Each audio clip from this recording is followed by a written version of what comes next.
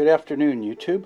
So I was thinking of making a replacement for this screw that holds the belt cover on my Grizzly G4000 lathe. I don't know if this came with it. It had a socket head cap screw, and I used to just keep it here with an Allen key in it so I could loosen it to get in, change the belt speed on the pulleys.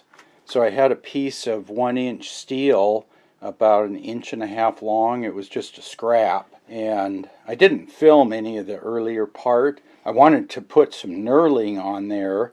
What I did was just turn the steel down about 1/10 of an inch until I could fit some copper water pipe on there, because I figured it would be easier to knurl the copper and it would look a little better. And then I cut this side down to a little under 6 millimeter so I can thread it. But let me clean up this face here.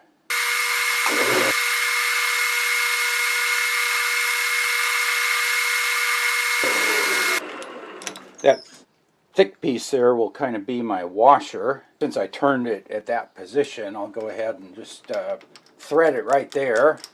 Okay, I think we're set up. I got the speed drop down, and this is the die holder I use for threading some of our parts that we make here in the shop, and it came with an M6x1 die, so I'm going to give that one a try, see how it works here.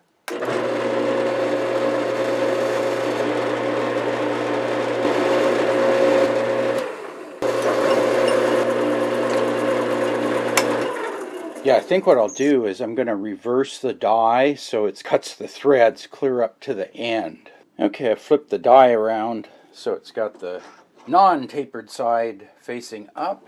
Try to run that in again, see if it bottoms out.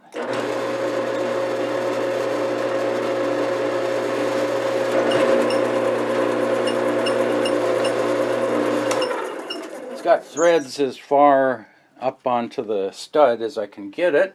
So there we go. There's my little thumb screw for the belt cover. Pressed a piece of copper pipe. I was going to press it on, but I got a little bit undersized. So what I did was just push the copper on there. It was still a little bit loose, so I just fluxed it up and heated the thing up with a torch and put a little bit of solder in there. Okay, there we go, YouTube. Finished thumb screw, I guess you might call that. So I loosen that up, slide the belt cover out, tighten it back down. Yeah, that's just all one piece. M6 thread on the end. There's really no dimensions for this. Like I said, M6 thread on the end. And then I had a piece of 1-inch round steel rod, so that's why it's that big. And then the piece was that long. I just kind of divided it in half, threaded one end, and then just turned this end down until I could press that piece of copper water pipe over there, put a little bit of knurling on it, and that does the trick. So I'll post a link to the other video. I believe he used a piece of round brass stock and then threaded a M6 hole in the middle and then screwed in a bolt and Loctited that in place. So that's another option.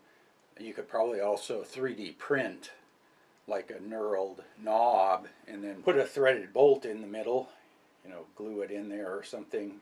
Roughly 1-inch diameter, 25 millimeters seems to be good. That large diameter gives you a good grip on the sheet metal. I used to have my cutting oil container up here, and I guess that oil has attacked the factory finish. So I need to try to find some paint that's a fairly close match, and I've got a couple of areas on the lathe that I probably need to sand down and repaint. Like this thing, it definitely could use some new paint. This lathe, I think it's probably at least 25 years old. I bought it used about 25 years ago. It's been used every day, so this thing gets a lot of use. And there's a fair bit of wear and tear there. Yeah, and here you can see the main problem I was having with this. The original set screw and washer had worn the sheet metal out. and it had gotten really thin there and also a little bit distorted.